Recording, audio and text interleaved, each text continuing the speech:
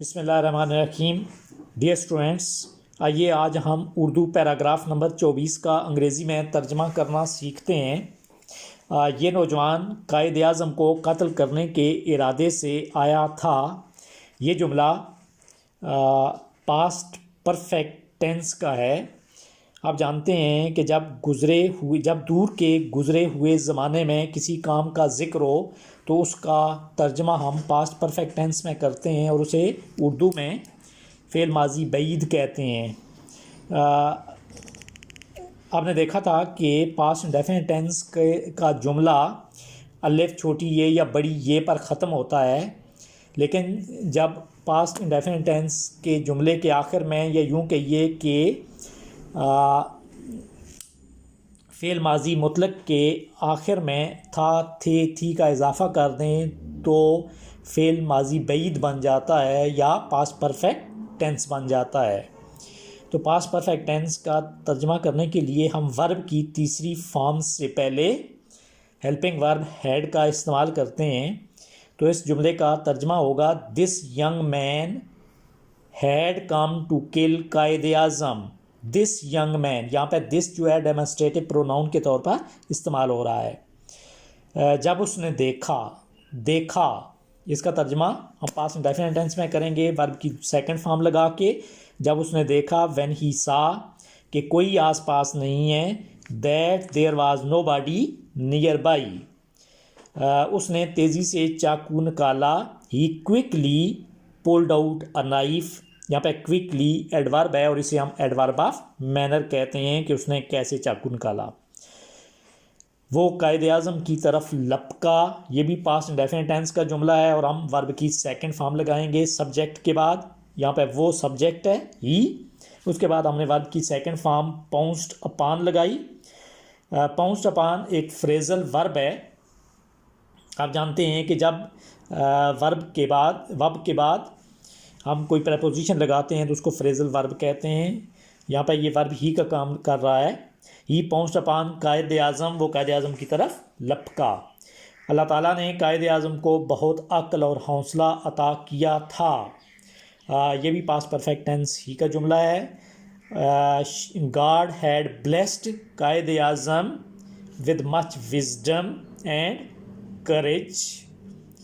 انہوں نے اپنا لمبا بازو بڑھا کر قاتل کا ہاتھ مضبوطی سے پکڑ لیا. پاسٹ انڈیفینٹ ٹینس کا جملہ ہے. انہوں نے اپنا لمبا بازو، اس جملے کو اگر ہم دو حصوں میں تقسیم کریں تو آپ ایسے کہہ سکتے ہیں کہ انہوں نے اپنا لمبا بازو بڑھایا اور قاتل کا ہاتھ مضبوطی سے پکڑ لیا. تو اس جملے کا پہلا حصہ انہوں نے اپنا لمبا بازو بڑھایا. He stretched out his long arm, اور قاتل کا ہاتھ مضبوطی سے پکڑ لیا. And caught the murderer's hand firmly. Murderer's hand یہاں پہ آپ دیکھ رہے ہیں کہ مرڈرر کے آخری آر کے بعد اپاسٹرافی لگی ہے اور اپاسٹرافی ہم پوسیشن کے لیے استعمال کرتے ہیں. اسے آپ ہینڈ آف مرڈرر بھی کہہ سکتے ہیں. He stretched out his long arm and caught the murderer's hand firmly.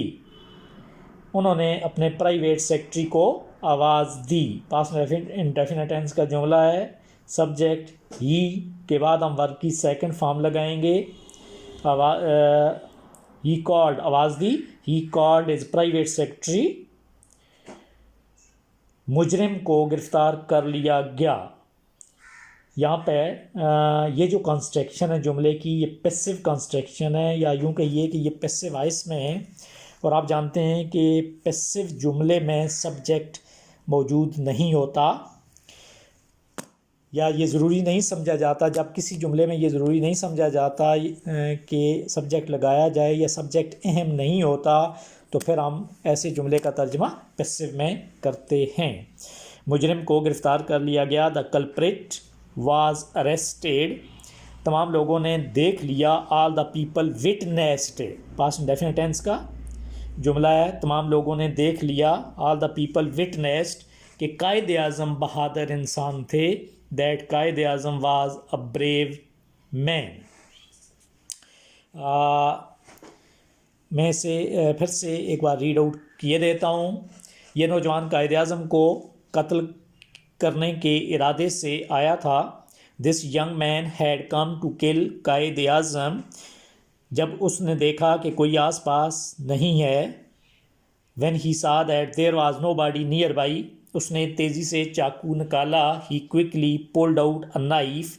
وہ قائد اعظم کی طرف لپکا. ہی پاؤنسڈ اپان قائد اعظم. اللہ تعالیٰ نے قائد اعظم کو بہت عقل اور حوصلہ عطا کیا تھا. God had blessed Quaid Azam with much wisdom and courage. انہوں نے اپنا لمبا بازو بڑھا کر قاتل کا ہاتھ مضبوطی سے پکڑ لیا. He stretched out his long arm and caught the murderer's hand firmly. انہوں نے اپنے پرائیویٹ سیکرٹری کو آواز دی. He called his private secretary. مجرم کو گرفتار کر لیا گیا. The culprit was arrested. تمام لوگوں نے دیکھ لیا کہ قائد اعظم بہادر انسان تھے. All the people witnessed that Quaid Azam was a brave man. Dear students, اس پیراگراف کو تیار کر لیجئے. Thank you so much.